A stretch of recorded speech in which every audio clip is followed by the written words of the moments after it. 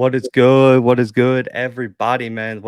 Man, I like these joint lives, Scotty, bro. So make sure to like the stream on Scotty's channel. Head over to my channel, like the stream over there. Split your time accordingly. But man, guys, welcome in. Appreciate all y'all tuning in. It's me, my boy Scotty here. Y'all know we are the round table, and we are here to talk about the All-American list that broke Instagram last night. Light on Sports, you know, posted it. We talked about it all day, and as soon as he posted it, all hell broke loose, to say the least, man. And now, I feel like the kid Scotty who got in trouble with the substitute teacher. Now we can never have like movie day when like subs come. Like I ruined it for the whole class. Hero Sports don't get a poll no more. Athlon Sports, you don't get a poll. It's a sad day, man. But listen, we dropped our inaugural preseason FCS All-American list, man. This has been months in the making. Before we get into it, shout out to all the schools that made graphics, that dropped press releases. Shout out to VMI, Portland State, Sacred Heart. Come on, keep coming. I mean, Southern, UT Martin. The list goes on and on. Wagner, Campbell. Man, there's been so many people who have supported the poll. Man, shout out to all the SIDs, ADs I talked to that got back to me. We got the hookup now. So man, shout out to everyone who supported the poll, man. But Scotty, talk to the people, man. Let them know what we're doing today. Man, listen, we get into the nitty gritty. Listen, we ain't playing no games. We doing it. You can either call in on Blue's call line. You can call on my call line. It does not matter. It's going to get answered regardlessly. If you have any questions for my man Blue, Blue, what you wearing? What you wearing? I got the Andrew Body hoodie. Oh, I was wondering what. Listen, they custom made it, blue blood style, everything, man. Listen, bro, I'm like, I ain't got that one. I'm looking over like, what? I'm like, what are you wearing? Oh, that's nice, Mama Body. Disrespect, Mama Body. How I not get a custom one? And I've been Andrew Body for like the past whole year. But okay, we gonna talk about. I got your number, Mama Body. I'm gonna call you after. But Scotty said Andrew not on any All-American list for him as payback moving forward. I love Andrew too much to do that, but I'm on. Listen, I might be on that bandwagon, but no, for seriously, we here to talk about we here to talk about your All-American list, man. Listen, I said it earlier today. The disrespect that was shown to you is buffoonery. Because at the end of the day, what you do and the time and effort that you put in to make these lists, and half these Bamas out here don't even watch FCS football outside of the SWAC and the MEAC, is just pure ridiculousness. But if you got any questions, I'm going to bring up some of the charts. We're going to talk about him. He's going to give you his reasons why he picked who he picked. He's going to give you the reasons, the stats, the analytics, because my boy Blue, that's what he's about.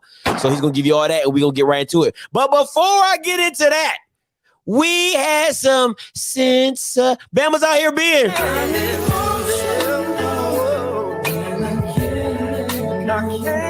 Listen, somebody just needs to make a whole emotional track for my boy Tony Gray. That boy is emotional. All right, so Tony Gray comments, it says this is a joke. A&M football news, which is not a what's that word they use? What do they like to use? It's not an official. It's not an official account. He says, like your blocking skills. Oh, and then he says, and then Ken Clark, he gonna come protect us, man. But listen, man, that that boy emotional. That boy is emotional. Any day of the week is emotional. But let's get into this list, Blue. It's just too funny to me. First up, QBs. All right, QBs. Break them down. Yeah, man. Listen, the first name I put on the list, Jason Shelly. Listen, when you're the player of the year in the Missouri Valley Conference, threw for over 3,000 yards, had over 40 total touchdowns on the year, was the newcomer of the year as well in the MVFC. Easy pick there for Jason Shelly on first team. Now, the controversy came really and truly, I get it. But for me, regardless if you run an air raid, regardless if you run a spread, a triple option, whatever you want to say, a power I offense, whatever you say, if you're a quarterback, you're a quarterback. And if Xavier Shepherd can't be classified with quarterbacks, we got to make up a position for him of all purpose or something, because that dude led the entire country, Scotty, FBS or FCS in rushing touchdowns with 23. Ooh. Threw for 15 touchdowns, was the Big South Player of the Year, was a consensus first team All-American at the postseason, was the only quarterback to make Athlon. I was nice. I did 2 quarterbacks on the team. Athlon said we get 1 quarterback. Everyone else don't get an award. So I went to Xavier Shepherd deserves it. If I didn't put him at quarterback, I would have made up a position of all purpose on my team for him. Yes, he's a first team All-American. It's not his fault that he plays in a triple option offense, and to throw for 15 touchdowns and over 1,000 yards in a triple option offense is really, really hard to do. You're doing something right. Now, me and Blue talked about this earlier, and I think, if I'm being honest, Shepherd and Shador and Musket, you know, those, if you're trying to switch either, if somebody, because I know somebody says Musket is the man, you know, you got Jack State people who feel Shador is the man. To me, I feel like it's what kind of style you're looking for. If you're looking for a pro style type guys, then yeah, you'll go with the Musket and Shador. But to take away, you know, Xavier Shepherd's athleticism and say, well, he's not a quarterback, or he's not being what quarterbacks need to do. He's asked to lead his team in a certain way. He's doing it at a high level, so it has to count for what it counts for. Go ahead, Blue. Second team, I feel like Shador and Tony Musket are pretty similar quarterbacks, pro-style quarterbacks, and offenses that put up good numbers, but not Eric Berry or Cole Kelly numbers, if that makes sense. They put up great numbers, just not those numbers that are going to be on SportsCenter, where Eric Berry is throwing for 8 touchdowns against Idaho. I mean, really and truly. And yes, I see the comment. Shador is a pro-style quarterback. He's not a scrambler, nothing. He's a pro-style quarterback. And he's got prototypical size, just like Musket. Musket's a 2-time Big South All-American, was the freshman of the year in the Big South. Both efficient, both had over 65% of their passes completed.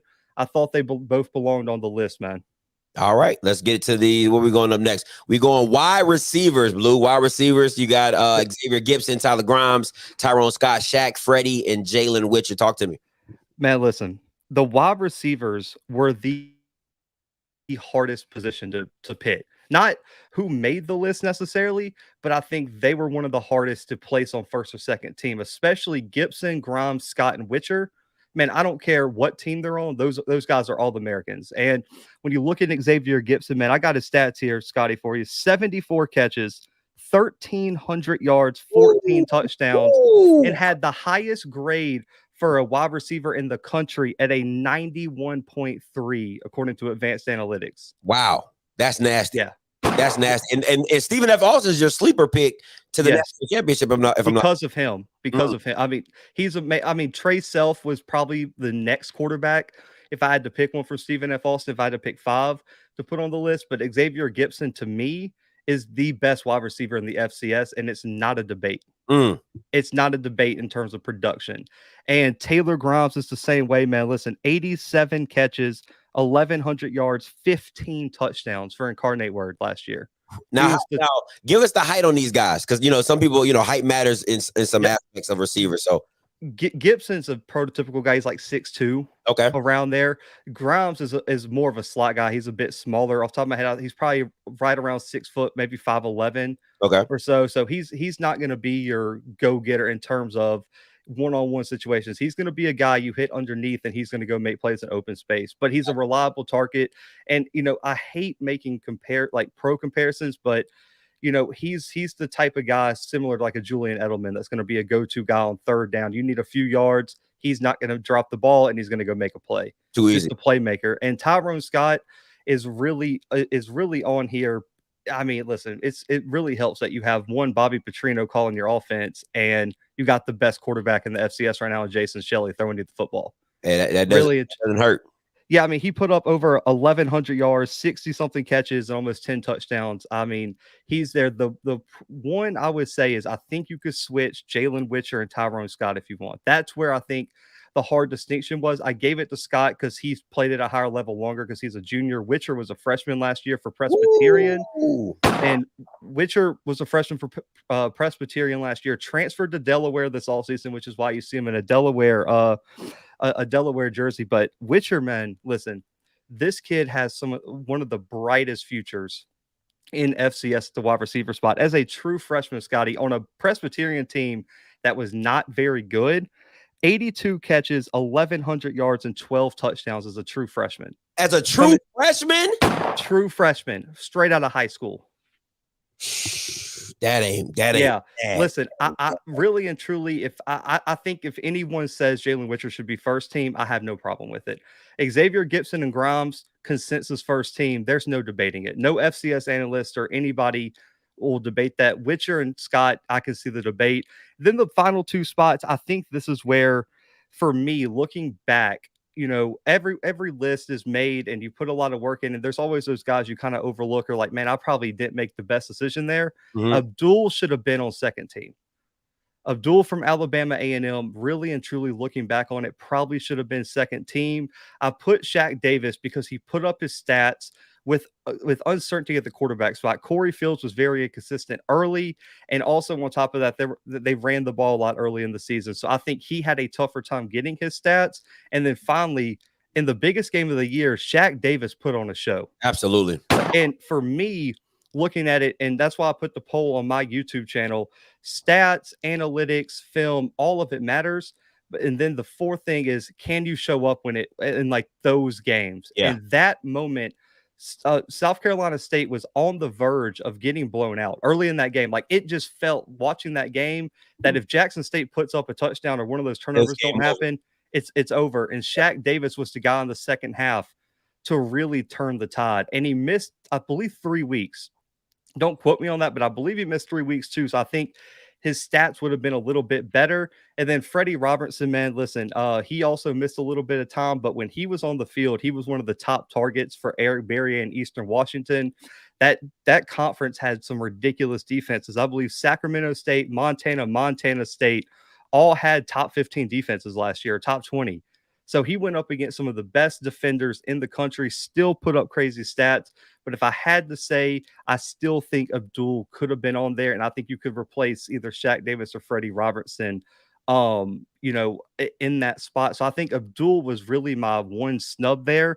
You know, Malachi, I do have him on my SWAC All-American list. I'll just spoil it for y'all. But for me, he barely played until the Alabama A&M game. Like, he was not on the field in some of their biggest games.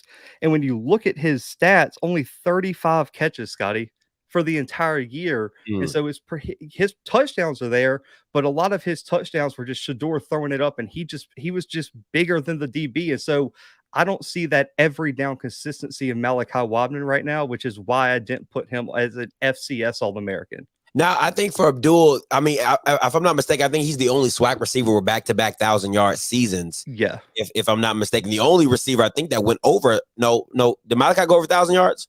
No, Malachi only had like 500. So Abdul is the only receiver in the SWAC that went over 1,000 yards. So, you know, I think the longevity of his career for FCS, and then also having one of the top FCS quarterbacks as well with Teal Glass does help. So I could see how he could replace a Shaq Davis or a Freddie Robertson, you know, something like that with his consistency. Go ahead.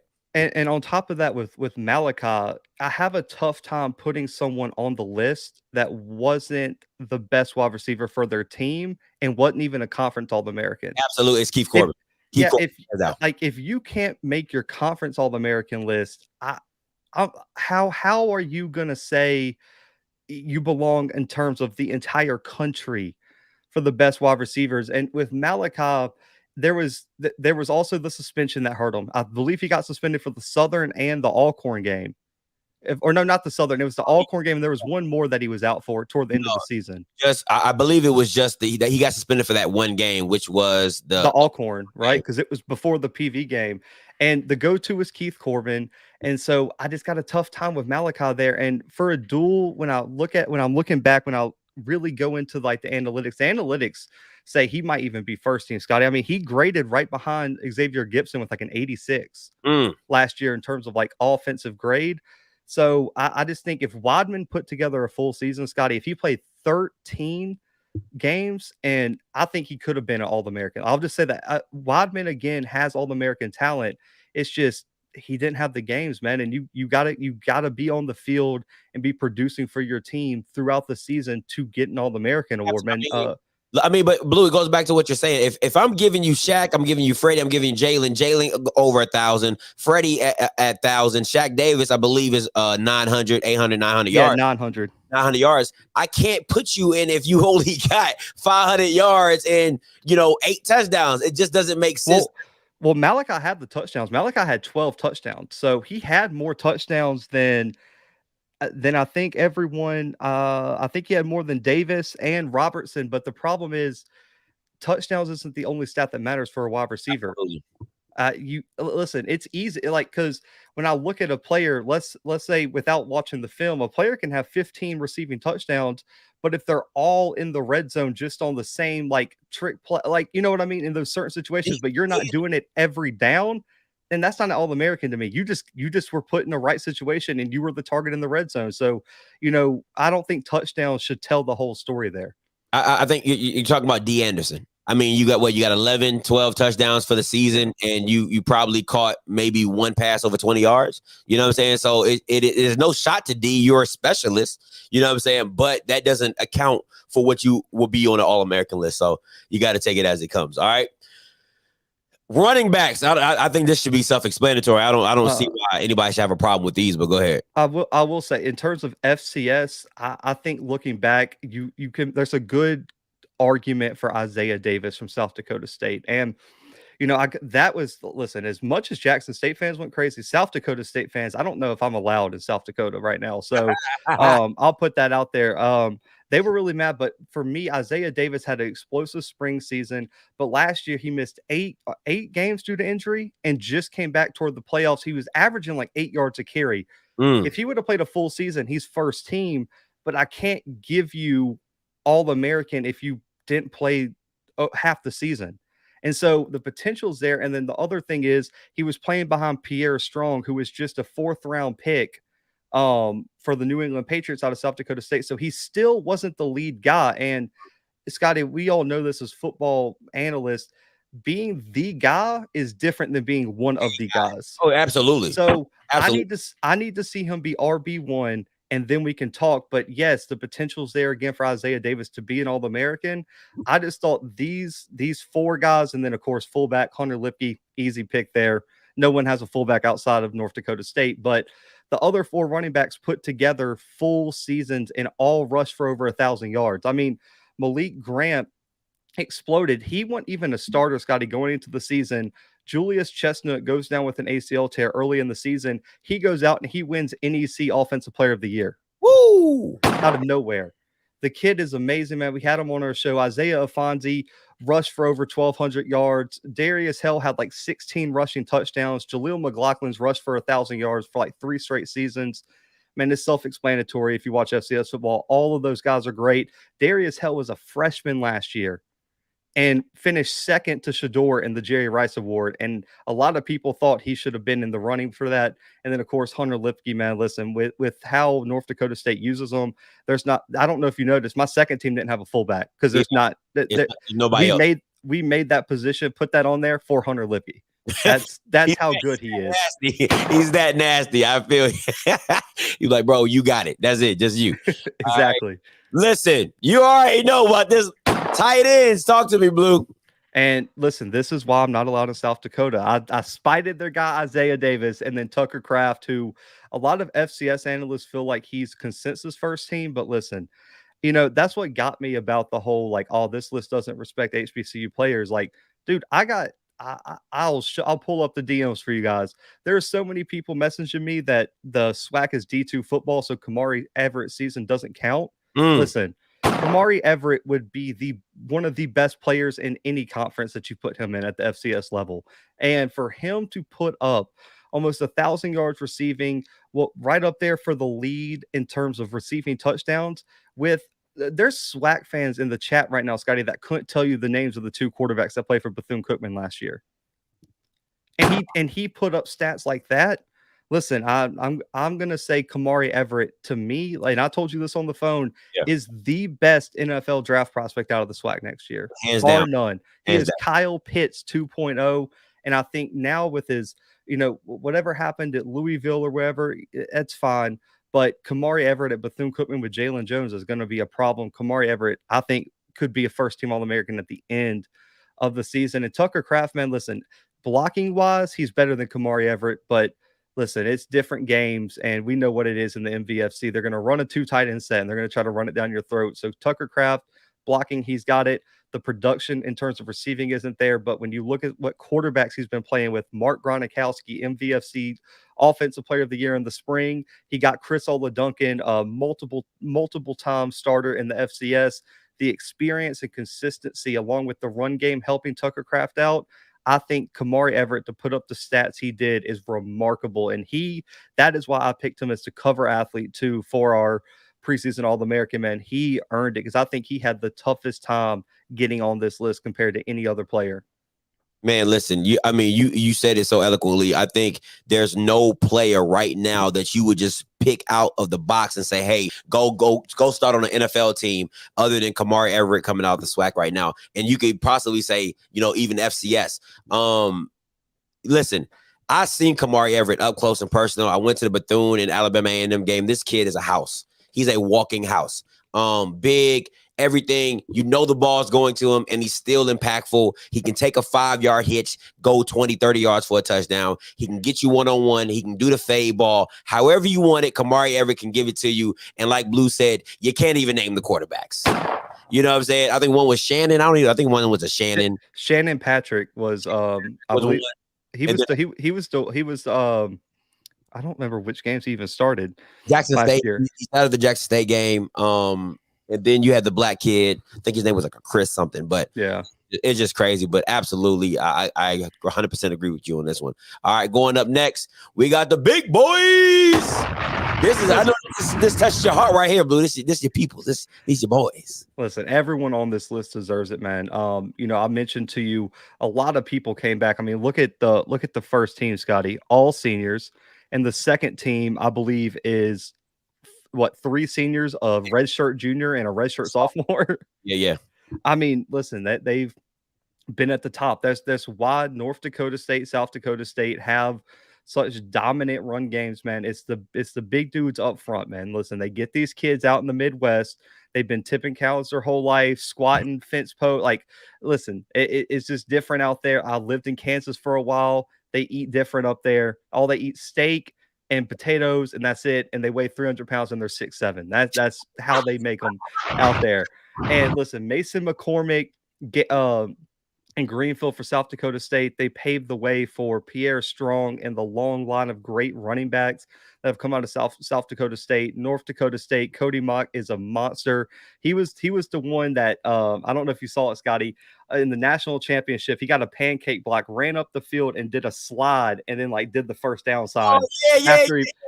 That's Cody. Yes, dude is hilarious. And listen, we know how North Dakota State builds those offensive linemen out there. Kyle Nunez, multiple times CAA All-American. He deserves it.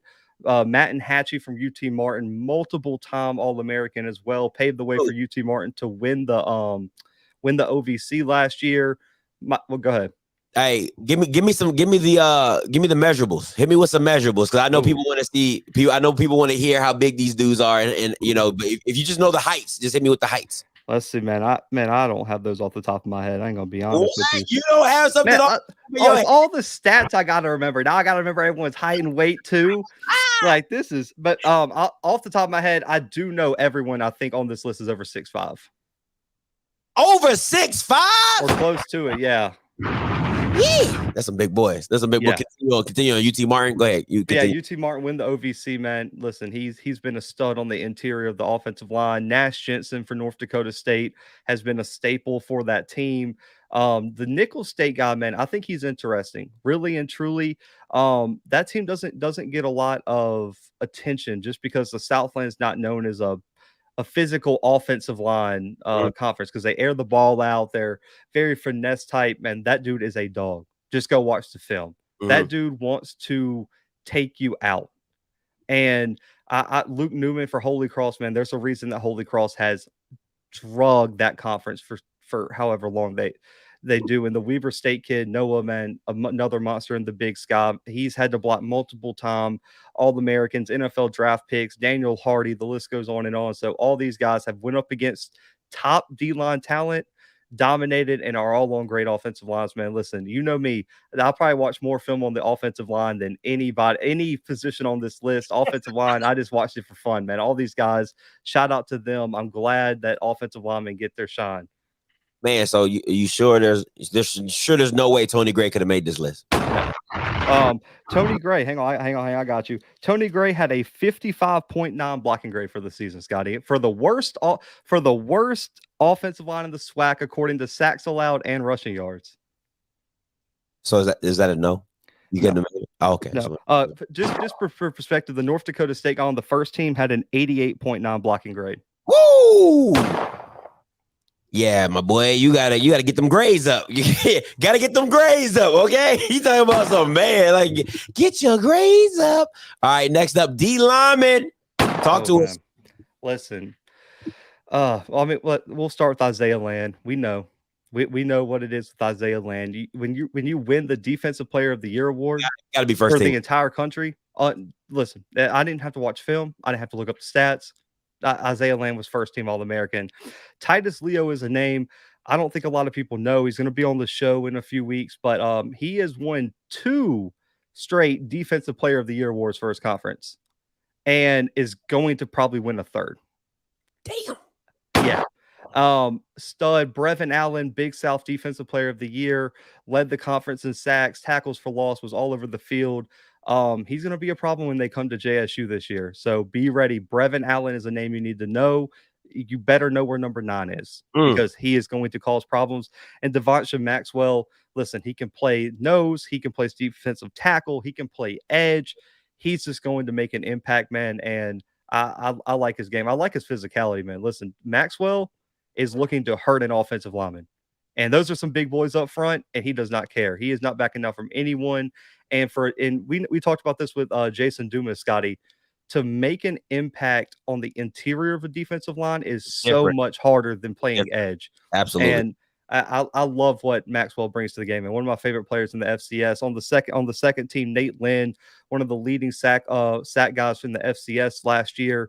I thought he could have been first team. He was first team for Athlon because they didn't put Titus Leo on there. But for me, a 2-time Defensive Player of the Year has got to be on first team. I don't care. I understand it's Wagner and no one talks about them, but listen, Nate Lynn is that guy. He has double-digit sacks, I believe, 2 straight years now.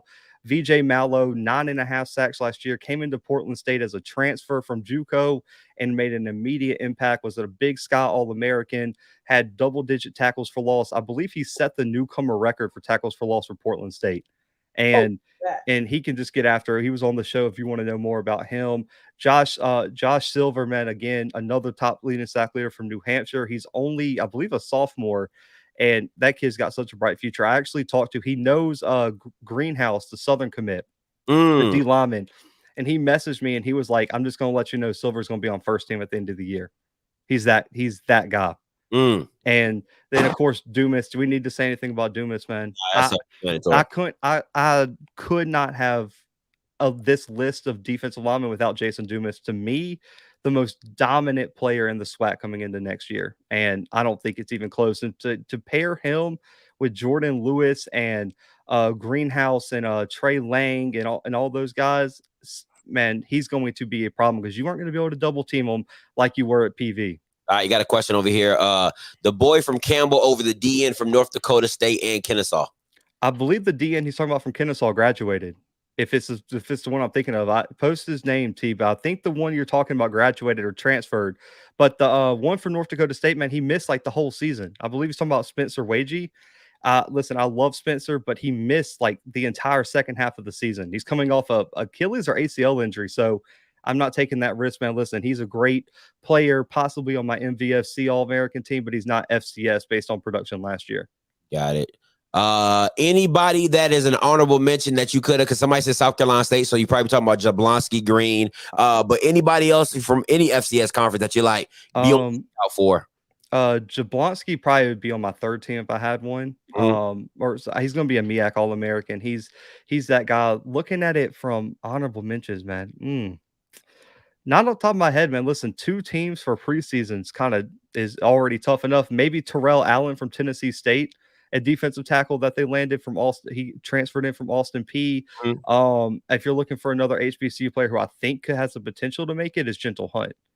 I really like what Gentle Hunt's bringing over there at FAMU, and there's a lot of young guys. So I know people who follow the FCS know Montana State and Montana lost a lot of talent on the defensive line, as did North Dakota State. There's some young guys who I think potentially could make it at the end of the season, but these 8 guys right here did it last year at a high level all season long, and the stats don't lie, man. These are probably the 8 best defensive linemen in the country right now. That's dope, man. You heard it here from Blue. Let's go. Next up. DBs. This had a lot of pushback. Talk to me. Listen, these are, really and truly the 8 best defensive backs. I think when you're arguing, you can maybe argue second team if you're looking for a player or 2 here or there, but the first team's locked. Those 4 guys are the best 4 defensive backs in FCS football, man. When you look at Justin Ford, Scotty, man, listen, I got the stats here because I don't think people understand how good Justin Ford is, because I got yelled at because I said Justin Ford is on par with Nugget as an NFL prospect. Got you. I think he is right there as the best. Arguably, you can make an argument, Scotty, that Justin Ford is the best FCS draft prospect going into next year. Last year, 9 interceptions, Scotty, 20 pass breakups, 3 defensive touchdowns, and he had a streak of 12 games where he either had an interception or a defensive touchdown last season. Listen, if you're not watching FCS football, shut up. Okay, people just out here talking. If you're not watching Montana play, you don't know about your boy Justin Ford. Talk to him, Blue. Listen, man, that he, in my opinion, production wise, best FCS defensive back, and really and truly, Scotty, I'd have him in the top 10 in entire country. He travels. He can play in the box. Listen, Scotty, you can play him at corner. You can play him in slot. You can play him at the safety spot. It doesn't matter. Justin Forrest is out there to make plays. Really and truly. And Scotty, for a guy who was thrown at a lot with 20 pass breakups and 9 interceptions, I don't know. I don't know how you argue that, man. Listen, you can argue if a guy has 3 interceptions that he lucked into those interceptions. You don't get 20 pass breakups and 9 picks by just lucking into it. You got to be playing real football, man. And then Whitehead. Listen, hold on, Blue, before you go. So people saying 9 interceptions. Why do they keep trying him? Okay, so in my interview with him, this is what he told me, Scotty. I asked him if he trash talked. He said he trash talks the other coach to force them to throw at him when he's on their side. He said, I want to get in their head so bad that they want to test me just so I can show them that they probably shouldn't test me again. And he goes, it's just a cycle. Yo, I love it. I love it. Shout out to you, Justin. Hey, that's a real one. I love it. Keep going, Blue. The best answer of all time I think I've ever had to that question. He said, I want the coach to hear me on game day. But man, listen, Whitehead, this guy is, I believe, a 4-time FCS All-American now, Scotty. Whoa. Yeah, listen, Kendrick Whitehead is that guy for Delaware. He was an intricate piece when they made the run almost to the national championship in the spring. Last year, 75 tackles, 8 pass breakups, graded almost an 80 in coverage. He plays in between safety and corner. They kind of rotate him around just based on what they need. Because when you have a guy who's played 5 years, Scotty, that's your leader. Yeah. If you got a guy in the slot that's causing you problems, Whitehead, go get him. You got a guy on the outside causing you problems. Number 1, that's yours. And so he's just that guy for them. And for me, when you're a 4-time All-American, and on top of that, you have like 200-something career tackles, and you've been in all CAA selection for your entire career, I don't see how you argue against him being on the list. Tutsi from North Dakota State, he's my real safety pick. He strictly plays safety. He can play in the box. He can play deep safety. 81 tackles, a pick, 4 pass breakups, a 75+ coverage grade. When you watch North Dakota State football, you're going to see 25 around the football. That's just how it is. No matter where the ball's going, he plays more like their Marquise Bell, if that makes sense, Scotty. Okay, that makes sense. He's their Marquise Bell, where he's a 5th-year guy, and he knows everything. He encompasses the North Dakota State culture up there. Listen, man, he was a first-team All-American at the end of last season, and it's hard to deny those guys preseason first-team bids after they just proved it on the field. And then Anthony Adams is a guy a lot of people probably don't know, Scotty. 3 interceptions, 5 tackles for loss, 52 tackles, 5 pass breakups, 3 fumble recoveries, and a 70 coverage grade. Listen, he's the only guy on Portland State. That secondary does not have many guys. He's the guy who travels. I mean, he does. If you got a guy on the field, Anthony Adams is the guy who's going to go lock him up, and his stats show it. And all these guys, for me, have multiple aspects of their game that they contributed. They all had tackles. They could tackle in the open field. They can get down the box and do that. They can all cover. They all make plays, and I get it. If you're a really good corner, you're going to shut down side field, and you're not going to get many targets. But good players still find a way to make plays. Absolutely. And all 4 of those guys have done it for years. All of them are seniors, and they've been multiple-time All-Americans. And the guy who I almost had first team, but when you look at him, it's hard to put him up there, Zy Alexander. Hey, Southeastern. Man, listen.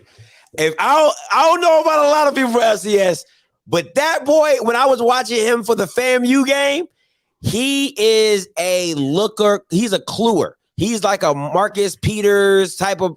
Listen, he gambles a lot, but he is explosive, and he's right a lot too. Man. I mean, listen, 6 interceptions and 7 pass breakups last year as a freshman. He's different, and on top of that, he plays in a conference where DBs usually don't look good because you have Cameron Wards, you got Cole Kellys, you got Lindsey Scotts, you have the Southland is such a air raid type, I guess, conference as a whole. So it's hard for DBs to put up good stats. And listen, Zy Alexander earned it, man. I really like him. I think he's a guy who could be first team All-American next season. And I think he got docked because he's young, and it might have been a 1 year. And it's hard to put him over 4 seniors who have done it for 4 years in a row at the highest level. I see the comment, are these homegrown players? Justin Ford's a transfer from the FBS level. Anthony Adams, Whitehead, and Tutsi are all homegrown, I believe, though, and so is Zy Alexander. Robbie Hawk, though, man, listen, he's another safety I put up here. 128 tackles last year, Scotty. Whoa! Is this the white boy? This the white boy bottom? Number 17. Oh my God. 128 tackles, 7 for loss, 2 pass breakups, 3 forced fumbles. Listen, you got to put safeties. Everyone can't be a corner. He's that true safety. Come on, man. 128 tackles. You don't belong on the. That's linebacker numbers. Like, exactly. What are we talking about right now? You're talking about safety with linebacker numbers. And he still put up a decent. He still put up a good coverage grade. I mean, he put up a coverage grade that was equal to Nuggets. Wow. With more tackles. Yes. Wow. Yeah. And the last one, man. Listen, BJ Bowler. I don't understand why people don't think he should be on there. Did you watch the film? Did you look at I mean, listen, Bowler, 52 tackles at a corner spot, 4.5 for loss, 4 picks, 12 pass breakups, and had an 82 coverage grade. He had the highest coverage grade out of anyone on the list. Listen, the only argument is the Jackson State game. That's the only argument if you want to talk about a bad game. But even I had to give him credit because the kid ran the table after the Jackson State game. You can't find a bad tape. Even in the game, if you want to talk about Southeast Louisiana, it wasn't all on him. They got fake plays, fake punts, fake touchdowns, runs, all type of stuff. So if you want to go game for game, nobody was more consistent than BJ Bowler at the corner position. You just can't name it. I don't care. Like, go ahead, Blue. In terms of production, he was the best defensive back in the SWAC last year. That's why he was on first team. That's exactly what. See, once again, guys, you can't, just because you have talent does not make you an All-American. It has to be combined with the tape and with the production of it. All right. So at the end of the day, BJ Bowler is gonna show up and he's gonna show out, and his tape says the same thing. You can't deny it when the tape says it as well. And he shined in a secondary where people thought he might have been the 3rd or 4th option. He shined over Marquise Bell. He shined over Antoine Collier. And I believe his brother is a corner too, if I'm not mistaken, right? Yeah, he is. Yeah, He is his and younger brother. and I mean, listen, and he's not that big. He's like 5'9", Yeah, he's like 5. and I he is saw him in person. still Little. Yeah, he's a little yeah, guy. he's still making plays, man. And so, listen, I get it, and I know people want to say Nugget. I got his stats here, Scotty. Nugget had 22 total tackles and 1 pass breakup last year. Yeah, that's not it. That's not it. That's not gonna get it done. I mean, listen, I get it. And when Mr. Moore is commenting on Scotty's video saying that, yeah, listen, you know, he don't believe his own son should be an All-American, and he said Nugget doesn't either. And so for people to say like, oh, the list is invalid because you know, it doesn't have Nugget, like, listen, man, if I was basing it off, listen, there's a reason why there's NFL prospect lists and there's All-American lists, because NFL measurables and NFL, I would say, like, projections are different than production on the field in college, because there's a lot of great college players, Scotty, that aren't in the NFL. Eric Berrier is not playing NFL football right now. Yeah. Are we going to say that he didn't deserve to be an All-American? Yeah, Cole Kelly, same thing. Yeah, Cole. So are we saying right now, like, let's just predict, let's say whoever you want, like, who do you want to say? Like, let's say, oh my Lord, I'm trying to think of a quarterback last year who, the kid from who transferred to Western Kentucky last year. So he got drafted. Are we going to say that Cole, like, when he was playing at Houston Baptist, he should have been an All-American over Eric Berrier? I mean, did he outperform Eric Berrier on the field? I mean, listen, you've still got to have the production and the stats to back it up. And then on top of it with Nugget, the thing is, even I don't know exactly what happened off the field, and I'm not going to speculate on it. And I don't know, and I'm not going to say I do know, but the fact remains he played less than 500 total snaps the entire year. And for me, the best ability is availability. Absolutely. And so if you're not on the field making plays and you're not on the field helping your team win the game, then all that talent is pointless at the end of the day. So, like, listen, you still got to perform on the field if you want to be an All-American. And for everyone saying that, oh man, and I get it, Scotty, and I want fans to be fans, and listen, ride for your team, man. I love it. The passion for Jackson State fans rivals any school in the country, and that's insane. But to say, I need you to, I gotta have some facts to back it up, man. Listen, at least like have a real snub. Like, I forgot, I think it was Serve that hit me up and was like, bro, Duel should have made the list. And I went back and looked. I was like, yeah, you're probably right. But I mean, listen, natural, your favorite player, if your Maddie's not on the list, you got to tell your favorite player to perform better on Saturdays. That's just how it goes. That's what it is. Perform better on the day of. All right. Don't show up late. Don't show up, but not at all. Go up there and stand up and stand out. All right, let's get it. Linebackers. Patrick O'Connell finished second to Isaiah Land for the Buck Buchanan, or finished third in the Buck Buchanan Award race. Listen, if you're top 3 in the country last year, got to be a first-team All-American. Jacob Dobbs and Stone Snyder are just playmakers, bro. They're just going to make a tackle. I believe all 3 of them had over 100 tackles last year. And we're just all over the field. And Stone Snyder is an interesting case. He's that type of guy who you can put at Mike and you can put at edge. And so therefore he can be a pass rusher in certain situations. So therefore he's never a liability on the field. And so that's a big plus for him. I really like all 3 of these guys. Listen, they're all seniors, all have been FCS All-Americans for the past few years. It just is what it is. Ryan Greenhagen, the same. A lot of people thought he potentially should have been on first team. I believe he had a game where he had like 25 tackles against somebody this year. I mean, just went berserk. But listen, one team can't get you on the All-American list. Taquan Grimes was a first-team All-American in the Big South. Last year, I believe he got injured right at the end of the year. But all year from spring to fall season, man, he was just out there, man, making plays. And he's that type of middle linebacker that runs the entire defense. He's a 5th-year guy. And when you look at Monmouth next year, you're going to have to look out for Taquan Grimes because he is a headhunter. And that's the same thing you get with Aubry Miller, man. Let's just be honest. It was arguably the best linebacker, one of the best linebackers in the SWAC last year anyway. And he really and truly doesn't get enough credit for what he does for Jackson State's defense. Really, and if you took, I think when you look at it, taking Aubry Miller out of the game would have been a bigger loss than taking anybody else out of Jackson State's defense going into next season. He is that important to them because he gets everyone lined up. He knows what Dion wants out there. And so I think Aubry Miller, in terms of a leadership aspect, is huge for him as well. And on top of that, he goes out there and balls, man. I mean, when you look at it, if they didn't have Aubry Miller last year, they would have been in some serious trouble because I don't know if Keontae could have replaced what Aubry Miller brought. That I have to disagree with. That I don't think if we're talking about last year, I think Keontae is more valuable than Aubry because of how versatile Keontae is.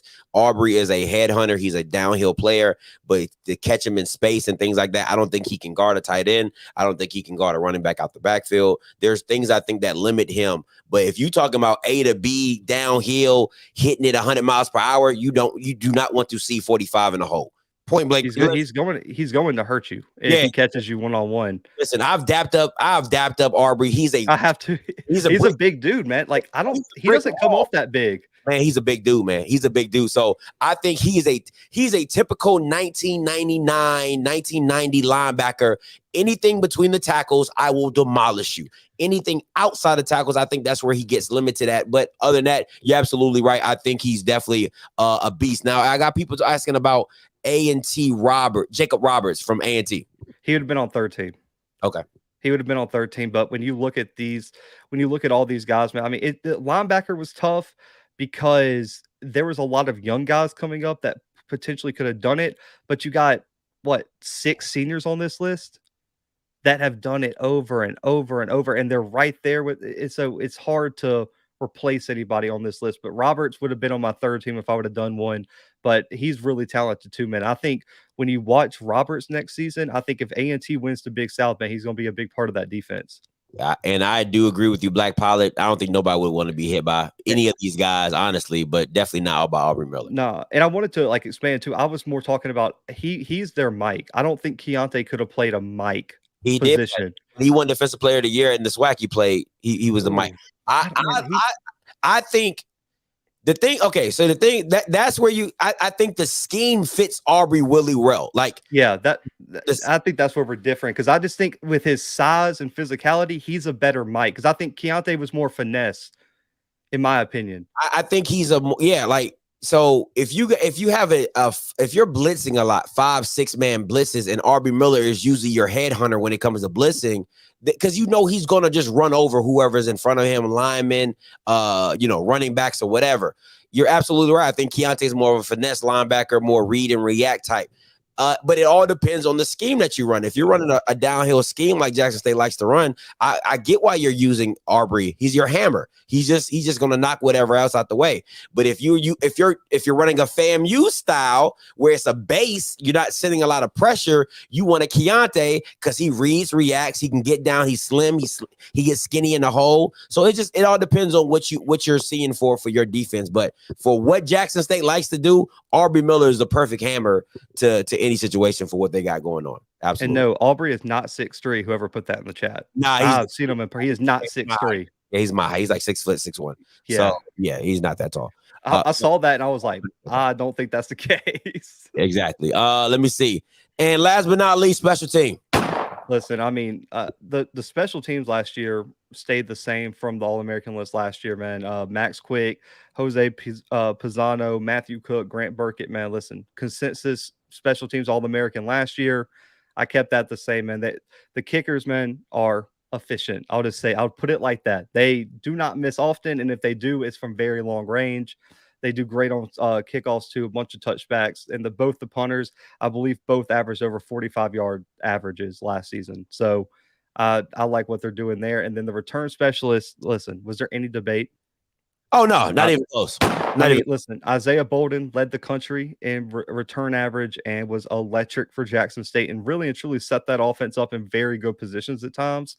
And then Malik Flowers was right behind him in the return game. Malik Flowers was one of the best returners in the Big Sky, had multiple returns for touchdown last year. So I think the special teams list for me, man, was probably the easiest one I put together, to be honest with you, because I mean, everyone who deserved it everyone who was an All-American last year came back.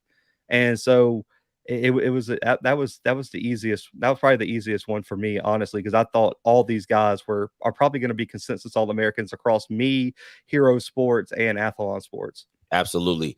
My question to you, Blue, is what does it when it comes to return specialist, does it have to, is it all about yards? Is it all about return average? Is it about touchdowns, explosiveness? What are you looking for when you're looking at your All-American list? I mean, Isaiah Bowden, self-explained, he got like touchdowns on top of, but if neither one of these guys had touchdowns, what are you looking for?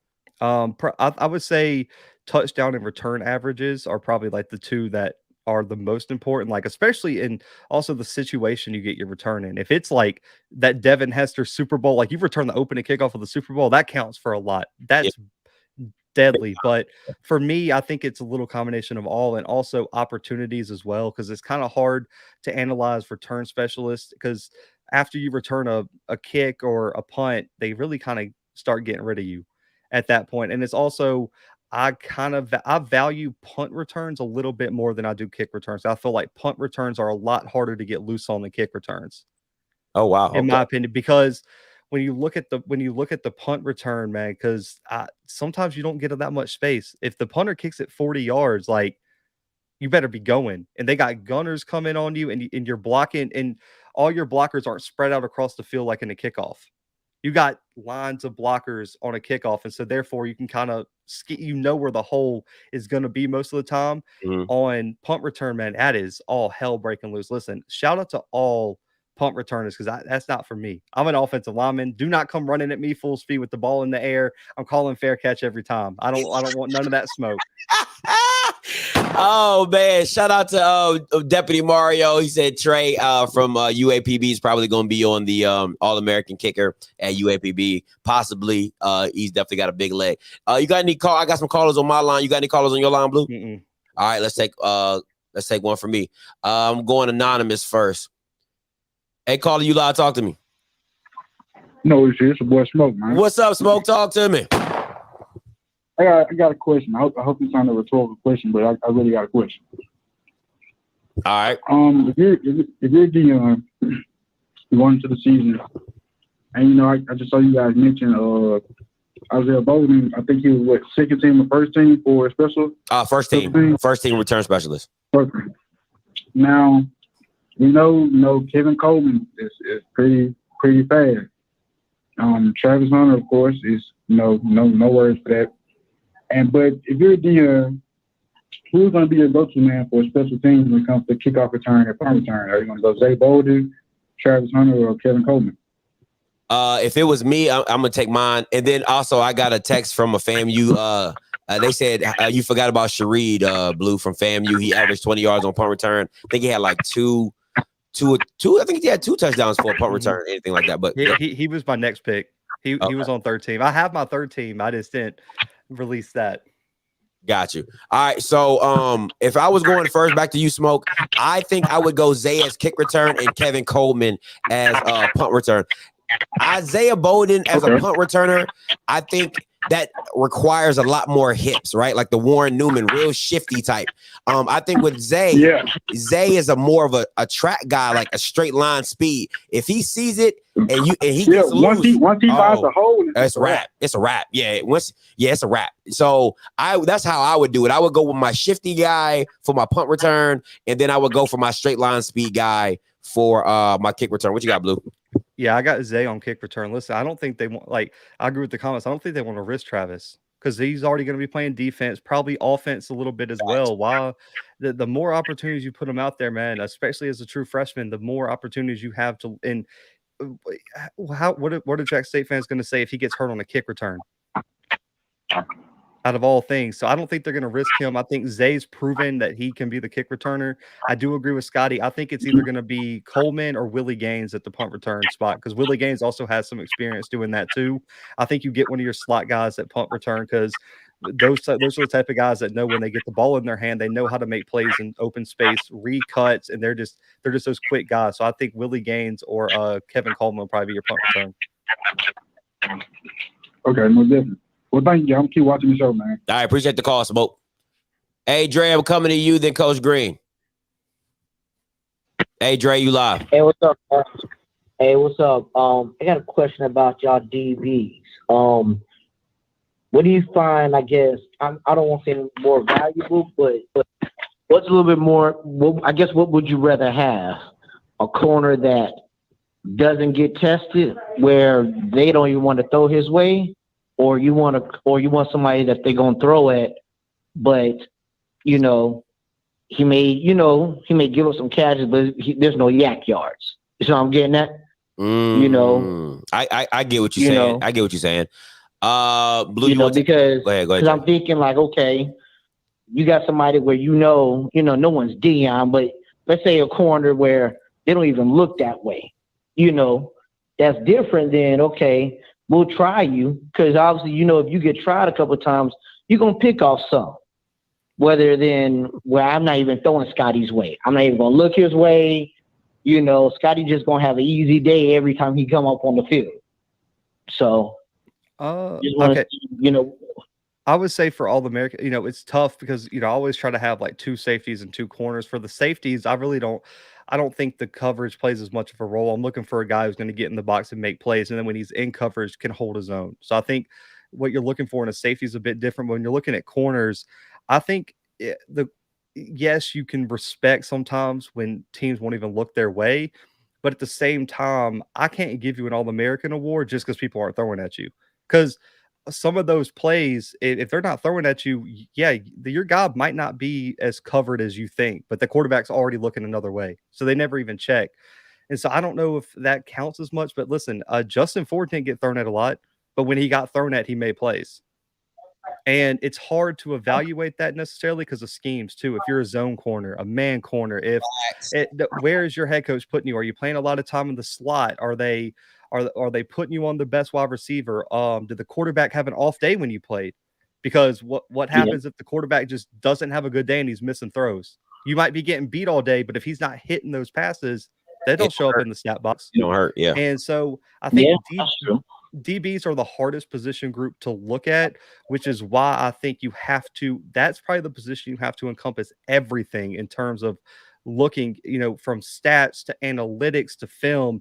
You have to combine all those to find the 4 best defensive backs, because the variability week to week is so much, because that position is affected so much by who you play, if your star corner on the other side's hurt, you might have to play a whole different role that next week, and that might not suit your game. So I think safeties are a little bit easier because you can look at tackles, you can look at how many plays are in coverage, how many plays are in the box. But with corners, man, that is extremely hard. But I got to respect a guy who goes out there, and if he has 9 interceptions on the year, if they're not throwing at you, bro, I'm sorry. The kid with 9 interceptions gets the All-American award. That's just how it goes. All right, so for me, I kind of play like that, but just a little differently. When I look at DBs, the first thing I look at is technique. You know what I'm saying? Like how you're playing your technique. And I think what always stood out to me about Nugget is how seamlessly he can turn and run with you without having to touch you. I thought that was a skill that you don't see with a lot of DBs. When I'm also breaking down DBs, I'm also seeing, okay, how aggressive are you? Are you a holder? Are you aggressive? Are you playing in space? Are you playing man? Because to get not thrown at, you have to prove to not throw at me. You get what I'm saying? Like there has to be something that I've seen on film or tape to be like, I'm not going his way, because why do I have to when I got other people I can target?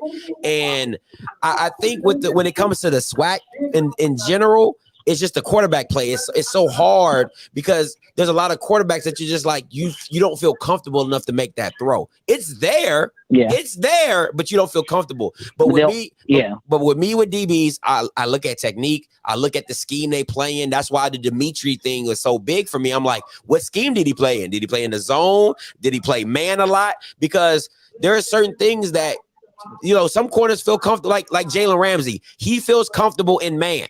You don't want to put a guy who feels comfortable in man in zone. That's not his. Richard Sherman's is a zone corner. You know what I'm saying? So. He doesn't feel comfortable in man. Even if he travels, he's still in zone. You know what I'm saying? So it's those aspects. But what I would take is I'll take a guy who's a game changer. Like Trayvon Diggs. That's a good example. He got 11 picks. Yep. I'll take a guy who got 11 picks and got 1,000 yards on him. You got 11 picks. You know what I'm saying? Like that changes the game. So, you know, you got people who don't get thrown at, and you got people who do. I get it. It goes both ways, but it's your preference. I like game changers. I like people who can give me the ball on extra occasions. So that's just me. I just want to see, you know, just want to get your opinion on it. Obviously, you know, I mean, there's obviously a lot of different ways to do corners. So I saw the list and a lot of, you know, so just want to get y'all have some good points. So, hey, appreciate the call though, Dre. You got anybody on your side, Blue? Mm-mm. Okay. I think everyone's calling the number on the screen, so we can just roll with that. My bad. Okay. Let me go, Coach Green. Coach Green, don't be on here for a long time, bro. We got a lot of people calling in. Don't be on the foolishness. All right, go ahead, Coach Green. You live. Why you always do me like that? Because you be on some, you be talking forever, man. People, we getting callers today.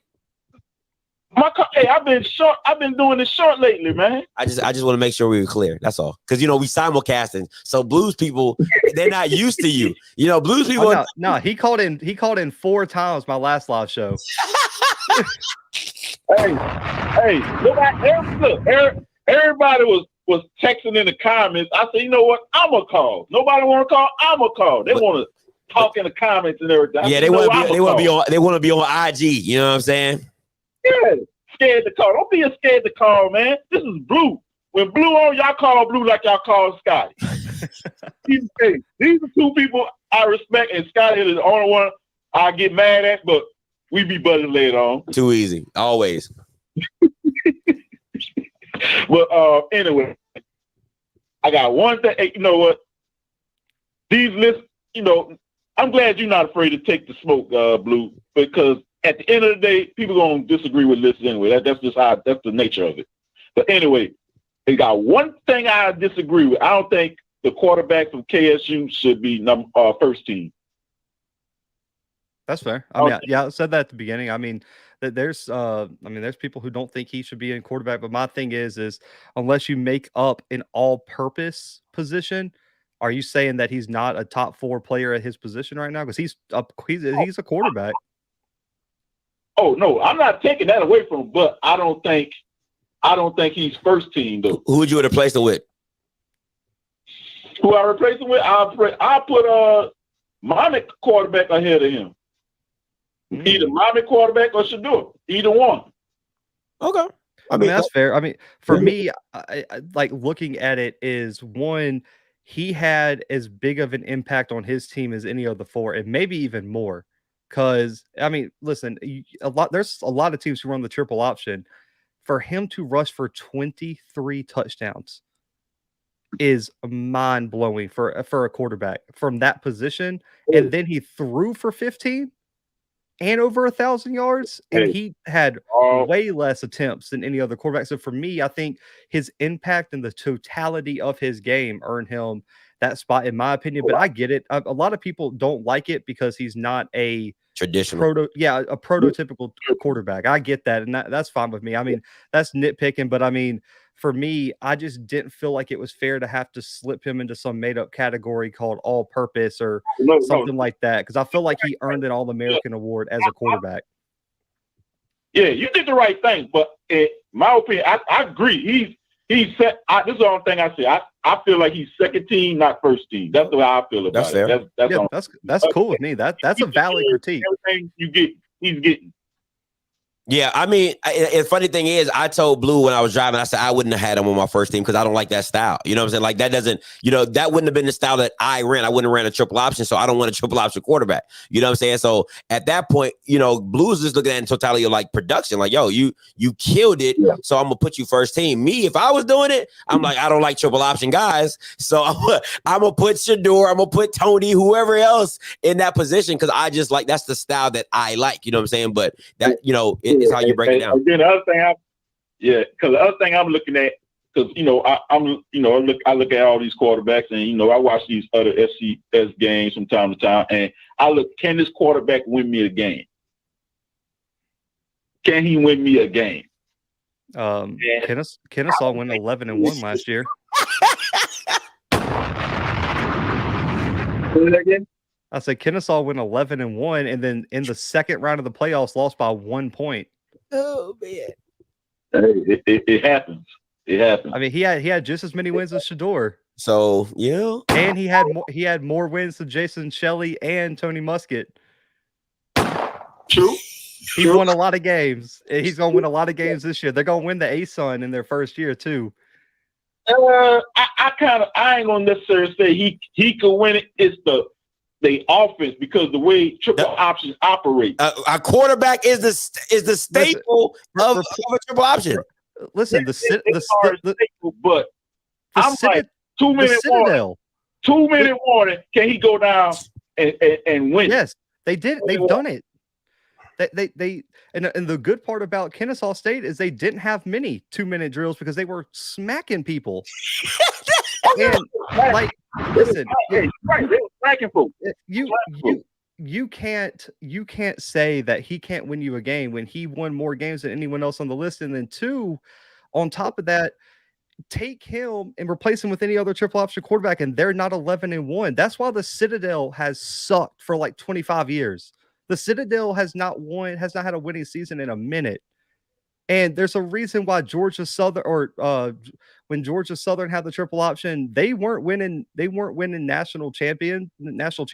That's the reason why Georgia Tech wasn't winning the national championship. So I don't think that's a valid critique. And if you go watch their games, there was plenty of times where he came in the clutch and he went and made plays. I appreciate the call, Coach Green. I got 34 sophomore Blue. He says, Blue, you taking Shedeur over Braylon Smith from UCA. I thought Braylon Smith transferred, if I'm not mistaken.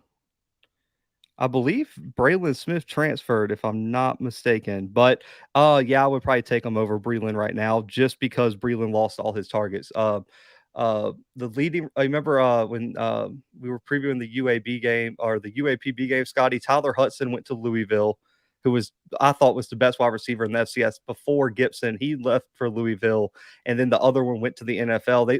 Central Arkansas had a massive loss of transfer, so I think right now I probably won't put him over Shedeur. I would say Shedeur right now, if I rank quarterbacks, would probably be 3 or 4 for me. You know what's crazy? I just saw this clip of Adrian Peterson. Probably like I just saw a clip of him not too long ago from Georgia Southern. I mean, he was just running over everybody. It's just unreal. All right, we going Rodney Mcgee. Then we're going to go 1027 and JB. We're going to get you on the third end. All right. So Mcgee, I'm coming to you. Hey, caller, you live. Talk to me. Scotty, how the hell you know my name, man? I never told you my name. Caller ID, baby. I didn't want to give out my government, but my bad. No, Blue, I tweeted you the other day, and I told you I like your list. It's a good list, mainly because I respect your opinion on FCS, because you watch all of FCS football, and I maybe watch, I watch all the SWAC, all the MEAC, and maybe a few, like top teams like the North Dakotas and all those guys. But one thing I will ask you is, when you guys are talking about Nugget, now I don't think he deserved to be on the preseason list at the end of the year, because he only played 8 games, 22 tackles, 1 pass breakup, like you said. But I will ask you for a preseason, and I'm asking you this, Blue, just to kind of get you critically thinking here. What in a preseason projection poll or preseason All-American team goes into projection? Like, you're looking at a group of players, and you're saying, okay, this guy had a year last year where he missed a few games, he got suspended, and he couldn't ever get his footing right. But this year, I project that this guy is going to ball out and have a hell of a year. Because the reason I'm asking is because what do you want? Let's say if you have 35 players on your All-American teams, and let's say at the end of the year, when they announce the All-American teams at the end of the year, 27 of your 35 players actually made the end of the year team. That's kind of what you're looking for, correct? And I get that you're looking at statistics and all that. And when you look at a guy like Nugget, you got to look at impact to the team as far as him shutting down one side of the field and opportunities he's getting versus a guy with 8 picks. I'll give you an example, and I use Dion, the greatest corner ever lived.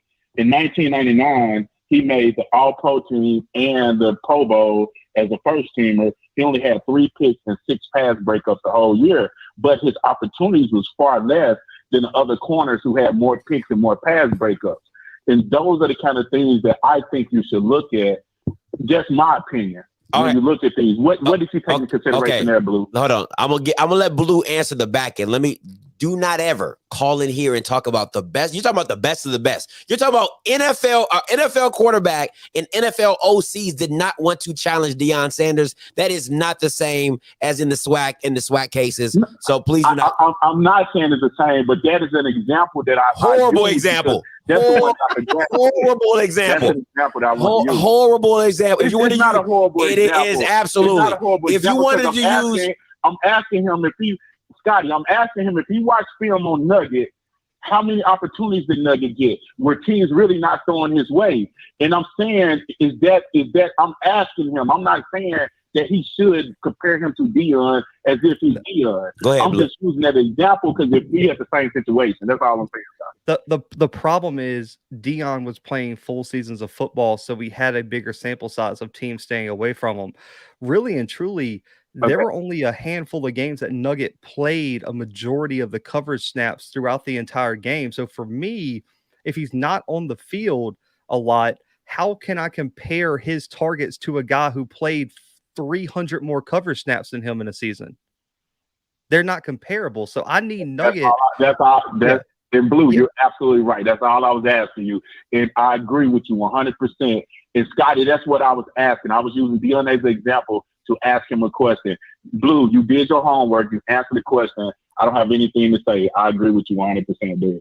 Appreciate you, man. You did your homework. You covered the bases. That's all I had. That's not what you were saying. That's not what, bro. Listen, I listen very well. Okay, listen. If it's one thing I do, I listen. You said you went. First of all, you made like two or three different points. You was like, Blue, your whole point of the season is the preseason is to have everybody from your preseason list to make the All-American list. I was about to break that down because you have to factor in injuries and stats and changing of guards and changing quarterbacks and changing the schemes and coaches move, all that type of stuff. All right. Then you go to the next one and then you're talking about Nugget and how you want to project and how you project players. Well, I thought you was going to use the example of a Travis Hunter. Okay. He's new, but you're projecting him to be a preseason All-American. Hopefully he becomes an All-American. I thought that's where you were going to go. You didn't do that. And then the next thing you ended with is, oh, I think Nugget is kind of like Deion because he doesn't get a lot of attempts thrown his way. Well, that's not a great example because the only thing, if like Blue said at the end, so yes, Blue did answer your question, but you had like multiple facets of the question. You were just jumping from one point to another, and then Blue answered the last aspect of it. It's like, bro, you're not on the field, so how can I compare your stats to somebody who's been on the field twice as much as you? And you, what would have been? No, I'm not going to get to it. But yeah, that was my point. But anyway, 1027 and then JB. Hey, caller, you live. Talk to me. Hey, Scotty.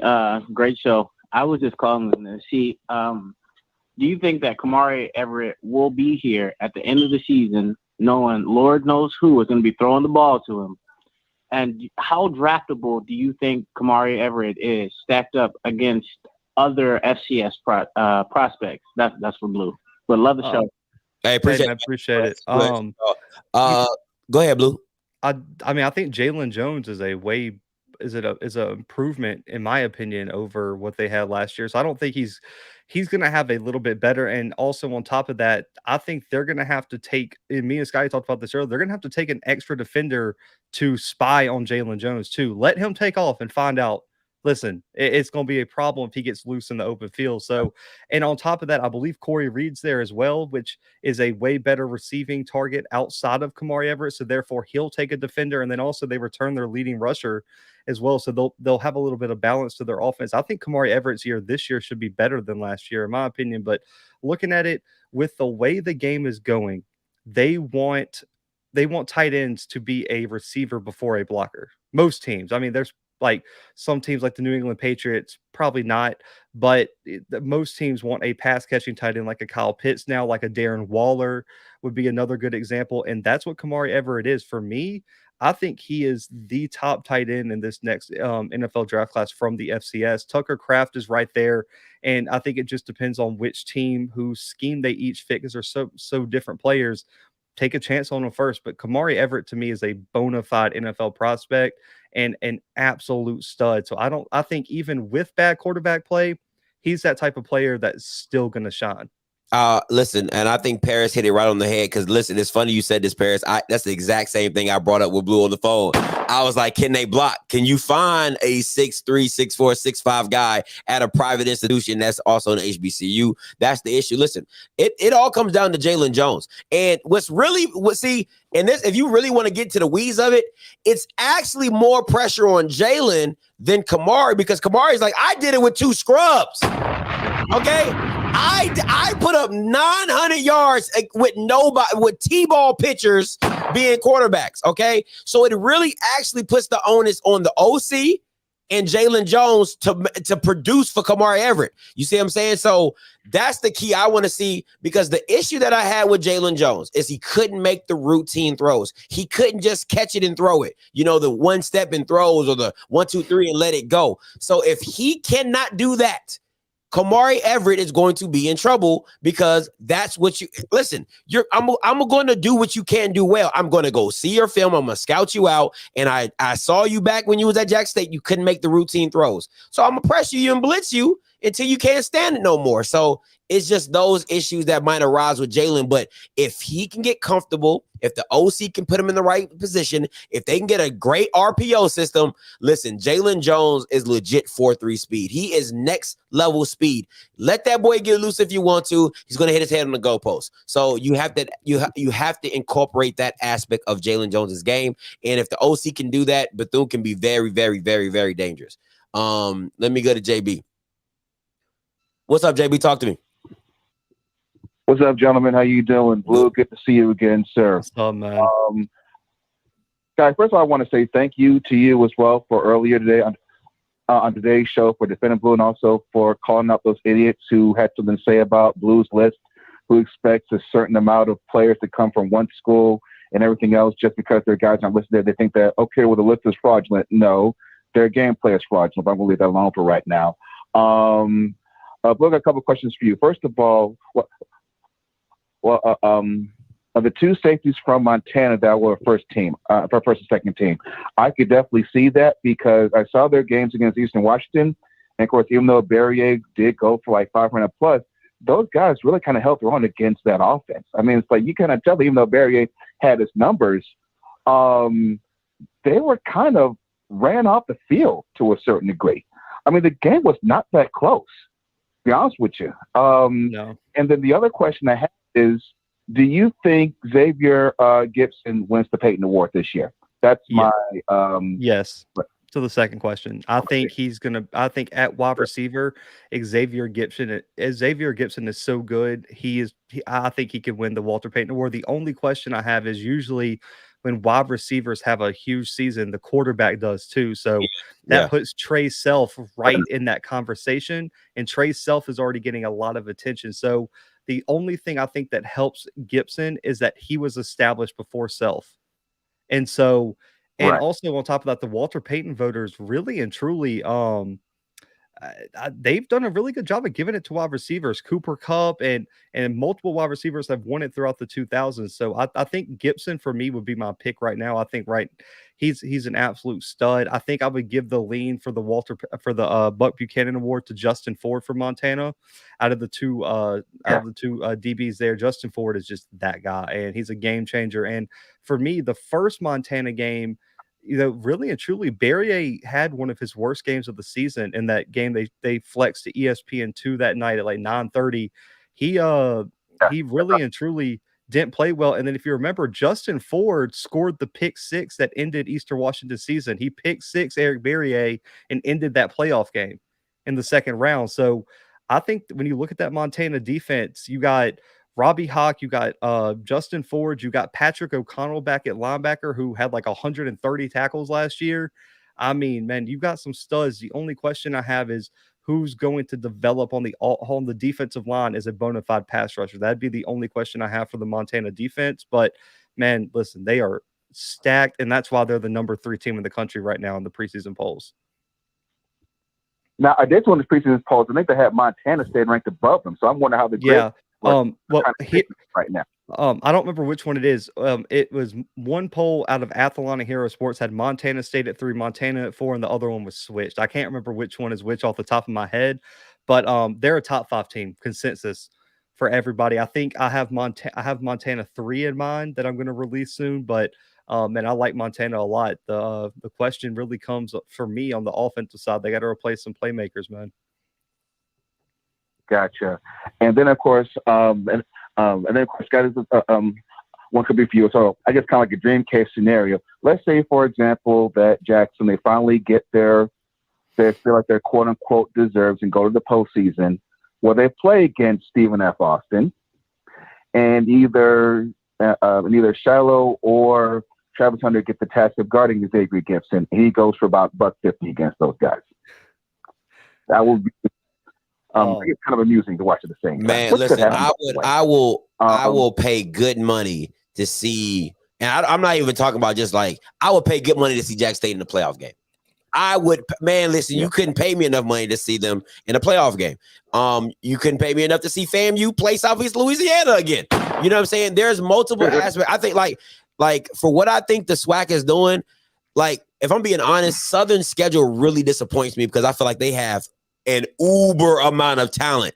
Like, I think Dooley has just overloaded in talent, and I would have liked to see them go against a Nickel State, a Southeast Louisiana or something like that. So I think the SWAC teams, with the influx of talent, have to go out and schedule these teams. Even if you don't care about the playoffs, it's all cool and dandy. Just go out and schedule some of these teams, man. Like Jack State with Campbell and all these teams. Like, see what you're really made of and see what you're working with. You know what I'm saying? So it's gonna be great. But anything else, Jay, before I let you go? One quick thing. Blue, which SWAC versus FCS game are you looking forward to the most? And I know this is wishful thinking, but do you see anyone in the FCS giving NDSU a run for this year, or is it going to be 10 and 12 years? For me, so I answer your first question. For me, I know everyone's hyping up the Jackson State Campbell game. Listen, Stephen F. Austin Alcorn is that game. Like, for me, I know this is going to sound crazy. I'm more excited for that game than the OBC. Just me personally, you get KJ Kinsler versus Xavier Gibson. Sign me up all day for that. I need to see that. And on top of that, I got a lot of questions. I got a lot of questions about Alcorn going into the season, especially losing Felix Harper, losing was it Pringle at wide receiver? Because I believe Bowler came back. So Pringle at wide receiver, and then on top of that, their defense is completely, I would say, rebuilt from the D line to the linebacker spot. So I love that matchup, and plus they're going to Lorman too. You get to go. I mean, that stadium can be electric as well. So we're gonna find out a lot about Alcorn and Stephen F. Austin that game, because Alcorn also gets them. Stephen F. Austin plays week 0, and they got to go play Jacksonville State in Montgomery in a really, really tough game. And Jacksonville State this year has more scholarships because they're about to transition. So in their transition years, they can have 85 scholarships. So that's going to be a tough game. They brought in Rich Rodriguez as head coach. That team's not going to be an easy win. So if Stephen F. Austin loses that game, that Alcorn game, the stakes are through the roof for that one if they want to stay in contention for the WAC. Hey, appreciate the call, JB. Oh, and the second question, my bad. I blanked on that. Yes, I think really and truly, man, I think it's a 50-50 race right now between South Dakota State and North Dakota State. South Dakota State, I really do think, if depending on how the bracket turns out, I wouldn't be surprised if it's South Dakota State, North Dakota State in Frisco for the national title, and they're going to have to move that game. Yeah, I was going to say that stadium is not going to be able to hold it. I have to say that game has to go back up north. I don't feel like that's fair for if a North Dakota, South Dakota team that they have to all come down to Frisco. They should make that in Minnesota. Well, I don't talk about like that. They won't move it for, Montana State and North Dakota State play. But for me, I mean, it got lucky because they did what the SWAC did with some contracts. They signed it too long.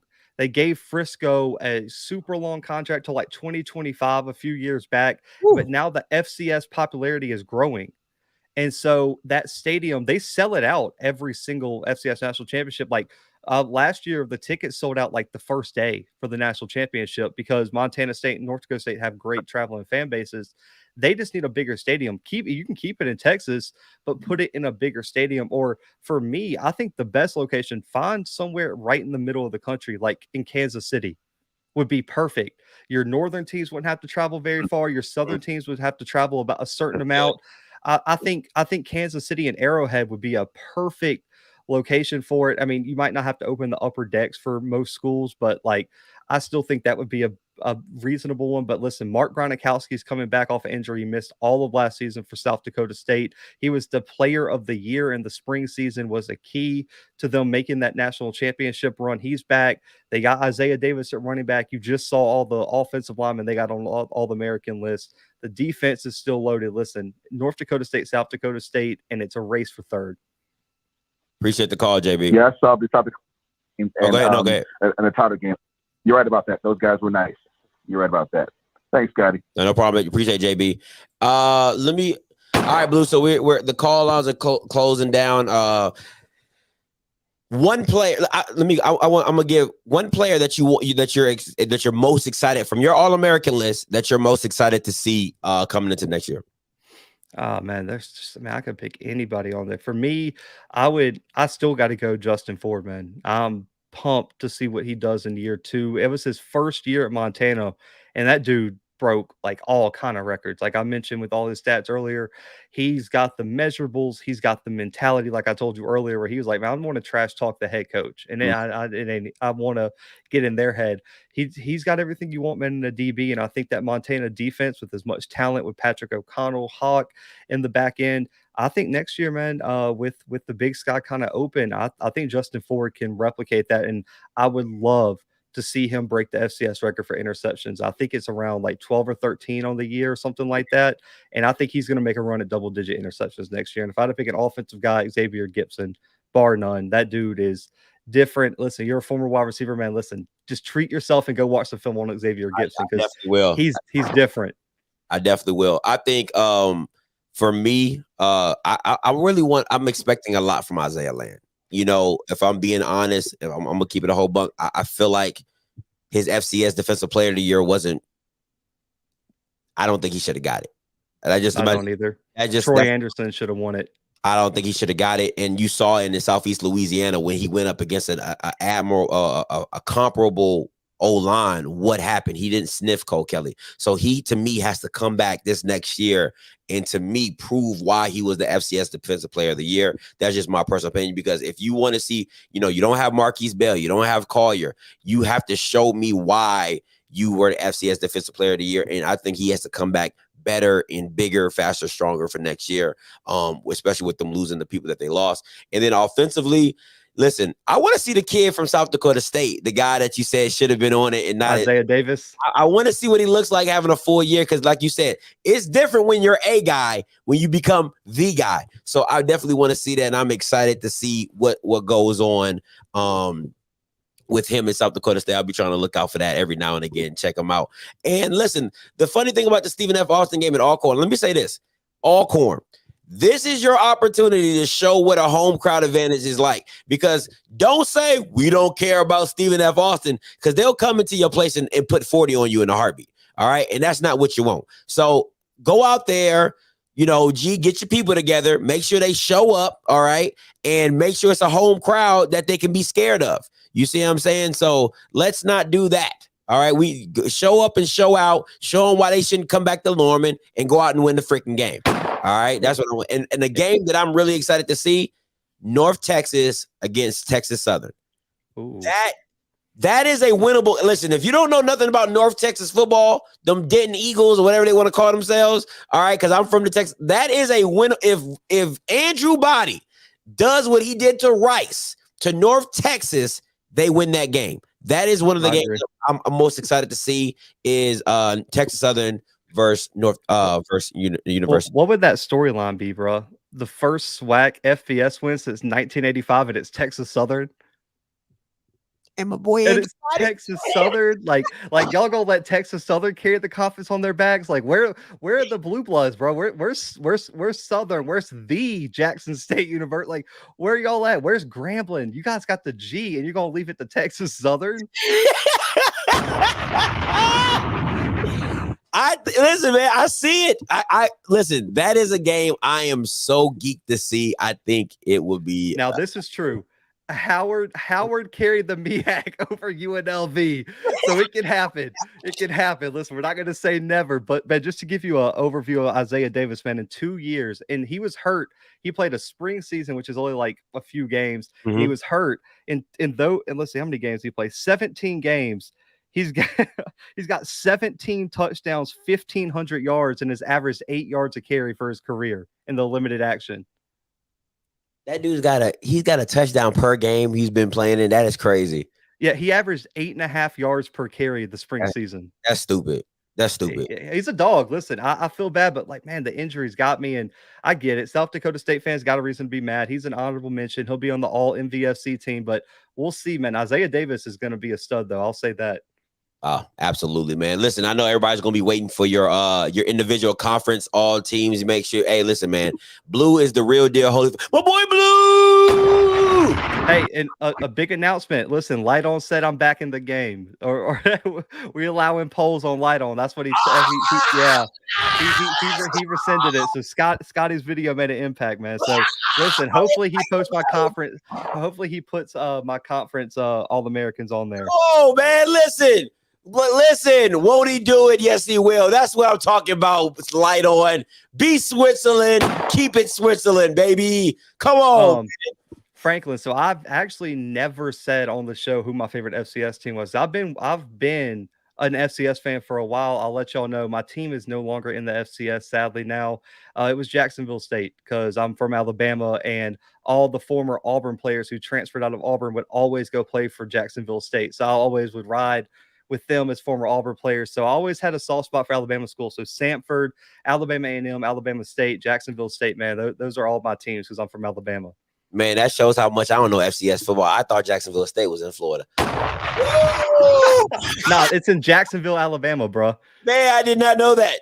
Listen, I just figured out Auburn was in Alabama when Cam Newton won the national championship. That's when I found out Auburn was. It's barely in Alabama. Like it's only like a 15-minute drive to Georgia. So yeah, so listen. It's like Georgia, like 0.5 or something like that. We'll call it that. It's just on 85 in the middle of nowhere. That's it. They just Georgia 0.5. We'll call it that.